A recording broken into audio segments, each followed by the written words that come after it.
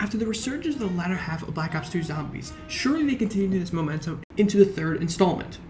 And boy did they deliver! Consistency after consistency, masterpiece after masterpiece, beauty after beauty. Everything was delivered. From the storytelling of each character, from the Primus crew and the Ultimus crew of each map, to the additions of Widow's Wine, Double Pack-a-Punch, giving you alternative new ammo types that we have never seen before, new wonder weapons like the Ray Gun Mark III, the Margo weapon, the bows, to the special weapons like the Apothecary Sword and the Annihilator. So much was added to further polish the COD Zombies engine. Even adding Gobblegums to further expand this immersive game that once was an extra mode for completing the campaign in World at War. So much was added to this game, and it is why it is known as the Peak of Call of Duty Zombies. Hello my ninjas, welcome back. Today I'll be going over Call of Duty Black Ops 3 Zombies and how this game perfected COD Zombies in every step of the way. This is not a comparison about which COD Zombies game is better. No. This is about how this game and its additions perfected the COD Zombies formula by adding so many wonderful additions that even after 10 years, people still go back to relive the maps and relive the moments of excitement when we had Gorod revealed, the Eisendrache revealed, Revelations revealed. These moments we cherish. But how did this game become regarded as one of the best COD Zombies games of all time? How did they improve upon Black Ops 2 Zombies? Well, today, I shall explain that. Each map will have a brief talk about the good and the bad and what was added and how it further polished this game over time, slowly but surely. So enough talk. Let's dive into the wonderful beauty that was known as Call of Duty Black Ops 3. To begin, let's talk about what was added to COD Zombies in Black Ops 3. The things that were added were Gobblegums, Double Pack-a-Punch, giving you new alternative ammo types, Widow's Wine, special weapons, and unique exclusives in each map. Let's introduce our new additions with Gobblegums. In Black Ops 3 Zombies, they added a new system called Gobblegums. As you play a match, you will earn a liquid divinity. These can be exchanged for a roll on the Dr. Monte's factory machine. You can exchange 1, 2, or 3 liquid divinities. Obviously, 3 is the best value because if you do 1 or 2, you won't get the second, the third, etc. This will then roll and will give you random Gobblegums. These are essentially perks that you can use while you play. No, not the bottle perks that you drink for, benefits. Alright, calm down. This can range from dropping a power-up on the map like Carpenter and Nuke double points. It can also do other unique things such as increase the amount of power-ups that spawn during the round, preventing the box to move, everything being created for 60 seconds, a self-revive, a team revive, everything, and even giving you all the perks in a match. These Gobblegums provide a new take on the classic Zombies mode and improving it by giving you a chance to use them while you play.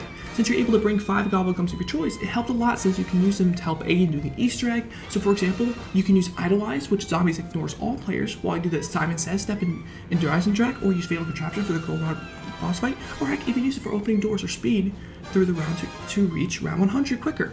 These Gobblegums gave new ways to play the game. While yes, some of them are overpowered, near death, shopping free, they allowed to help aid in the Easter eggs and reach round 100 in a faster way than Black Ops 2 and Black Ops 1 and Call of Duty Zombies World at War, excluding Shinanuma, of course. Double Pack-a-Punch allowed for new ammo types, giving weapons new opportunities to shine. Even the really bad ones like the Gorgon the Pharaoh can be really good because of the alternative ammo types. Blast Furnace burns the zombies, Dead Wire Sentry being electric cherry for guns, Fireworks being the explosive gun firing type, Thunderwall blowing zombies away, and Turned, making a zombie fight for his fill zombies for you. These ammo types give a new way to reach further rounds easier than ever before and allowing for more replayability. You could put Thunderwall into an LMG or heck have a shotgun have Blast Furnace. This gives it more variety in such a simple game mode. The last things were added were things that's specified for each map, which we call exclusivity. They are things that only go towards that map. So let's briefly talk about what each map gave us to make this game even better. Remember, this is not about a review about each map specifically, alright? This is about an overview of the game, okay? We're gonna briefly touch things on the game that made it so much fun and so much replayability. We begin with Shadows of Evil. What did they add? They added the Apothecary Sword being a specialist weapon, which continued to appear in the other maps, with Eisendrache, you had the bows, for example, Giant, you had the Annihilator, you had the Skull and Zetsubo, like you guys get what I mean. You had Widow's Wine, which was a better version of Junk. You guys have already seen gameplay of it. And they also added the Bootlegger, which was a very all-around solid submachine gun. Though you do run out of ammo very quickly, so I advise you get you get ready to go to that tram area and stay there for a good while. The jazz music, the beast mode, the characters, the Pack-a-Punch camo, the Easter egg, all of this created the beauty of Shadows of Evil. It quite literally aged like fine wine. I mean, I'm not wrong, right? People hated the map in the beginning, and now people loved it. It's regarded as one of the best COD Zombies maps of all time. And you can see how much effort and determination and commitment they put into this map. Every single sub-district has so much care given to it. It is awesome. And for the people who did not enjoy Shadows of Evil for the complexity of it, you had the Giant. The Giant allowed for the casual players who didn't like the layout and the hardcore vibes that Shadows of Evil was giving off. It gave a map that people knew. It gave the similar vibe of Derice. It was essentially just Derice but remastered. So people knew already, oh, okay, 3 teleporters, pack a punch, easy enough. Just go grab some perks and call it a day. It's an easy setup one. The catwalk is so reliable as a camping spot. Same with the pack-a-punch area.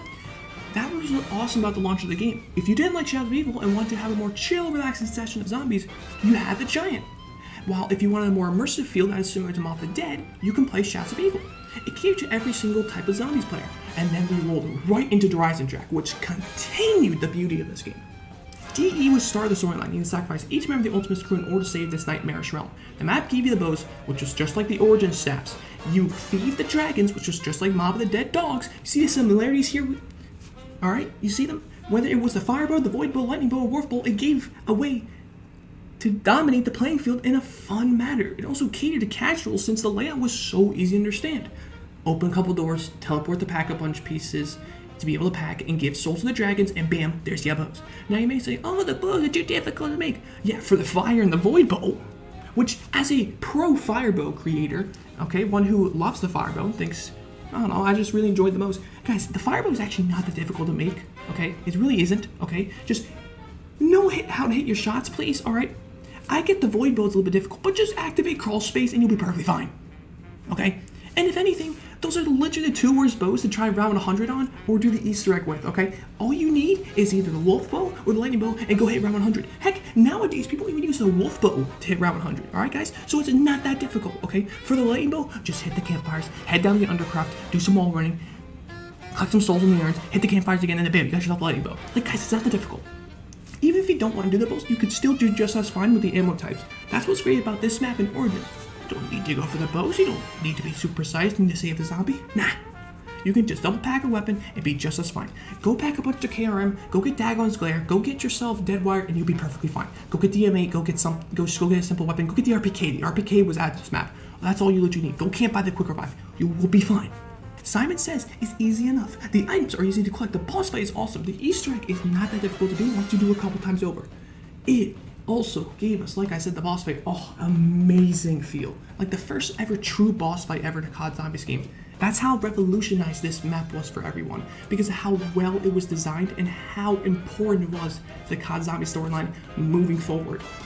What came next was Zetsubo no Shima. While people do think this was the worst map in Black Ops 3 Zombies, that does not mean that the map is any good, okay? Because people say this is the worst, this does not mean that they give it like terrible ratings as freaking like Die Rise or like freaking Transit, for example. No. It's because of how good the other maps were. Okay, Revelations, Gorod, the Chronicle maps, Shadows of Evil, Giant. Like, it's just so difficult to try and go up against those specific maps because of how well they were built. Zetsubo will give you many things to do, though, okay? You can do the Skull, you can do the challenges, you can do Easter egg, you can get the KT4, you can grind some Liquid Diviniums, because this has literally the one map where you can grind Liquid Diviniums, just stay inside the starter room and grind until round 7, and then spam by ammo for the RK5.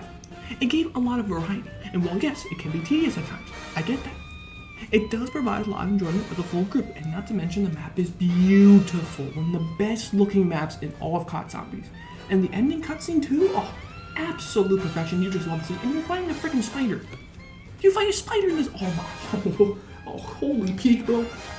They continue this momentum with the third map, Gorod Krovi. Regardless, one of the best COD Zombies maps of all time. The boss fight with the dragon was incredible. The layout was simple to understand. The mini boss, the mangler, the Easter egg, the end cutscene, the new weapons before, Mark III, just so many fun things to do in this map. And the shield too, best looking shield, hands down.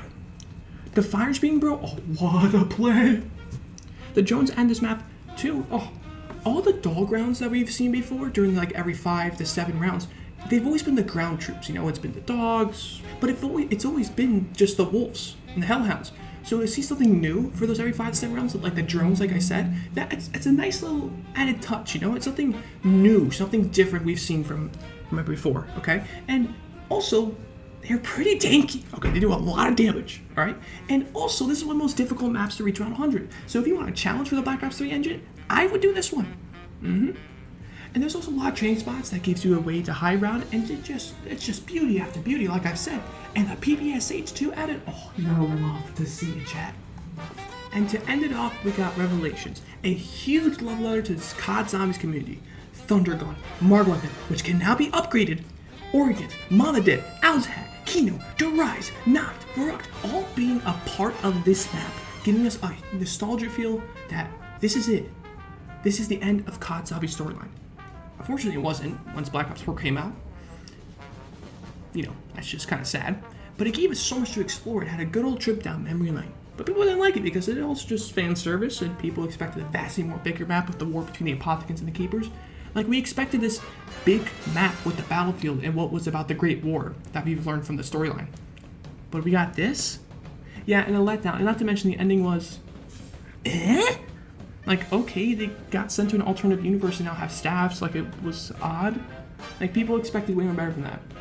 But nonetheless, people were so happy about this map, and people still enjoy going back because of, you know, the fan service it was given, you know, and just overall, it's just a really easy map to round 100 on. The Easter egg is overall enjoyable to do, and it's just a great map to just hang out with friends and just have a good time. Like the little, like the drawing Easter egg with the chalk where you get the M1927 wall buy. Oh, that's awesome. I love that. There's still plenty of stuff to do in this map, and they give you a lot of options and a lot of freedom with this, and as mentioned, they bring back a lot of good things as well. It's just a good way to just relive back the good old days of, you know, the hype of Black Ops 1, Black Ops 2 Zombies, you know, and overall it captivated all of this enjoyment that we've had of the Black Ops 3 engine and earlier. It was really awesome to see like a love letter that said, hey, we care about you, and we enjoy that you appreciate us for what we've created this mode into, so take it all. You might think this was the end, right? This was the very last DLC made it. But there was rumors of a DLC 5 and it being strictly towards zombies. And bam! 8 maps, all in the Black Ops 3 engine. Noct, Darantone, Shino, Numa, Verruct, Kino, Ascension, Moon, Shang, and Ordnance. These maps now had the Gobblegums. They were on the Black Ops 3 engine, and the new weapons giving it more variety than previously. It was like a fever dream. We never thought that would happen, but it actually did. And it even made the high rounds so much more easier. You'll love to see it. From the jazzy tunes of Shots of Evil to the simplicity of the Giant, the beauty of DE, the mystery of Zatsubo, the astonishing of Gorod, and the culmination of it all, Revelations, and even the masterpiece that was the Zombie Chronicles, this game gave it everything it got to ensure the Zombies fanbase had love and it was appreciative. It was love letter to caring about them for so many years. The ammo types, the special weapons, the Easter egg, the music, the layout, the art style, the Gobblegums. All of it creates what is known as the Peak of COD Zombies. Banger after banger. Thank you all for watching. I hope you enjoyed the video. This wasn't about if one game is better than the other. This was about how amazing each map gave to us in terms of enjoyment and storyline. It catered to all players, whether it was the hardcore fans, the casuals, or the story enjoyers. It had it all. Next, we're going to take a break from talking about Black Ops 3 and heading over to a game I should have made a long time ago when it was available to play. And since it is Halloween, I figured it's better to release it now than later. And that is Friday the 13th, the game. And how I talk about how perfect of a game it was and how it sounds perfectly portrayed, the spook factor of it, alright? How the ambience factor made this such a scary game. As always, make sure you like, subscribe, share this video to your friends, subscribe to me and enjoy my videos, hit that bell so you get notified for when I upload, and thank you again for watching. This is Ninjadilz signing out. Peace!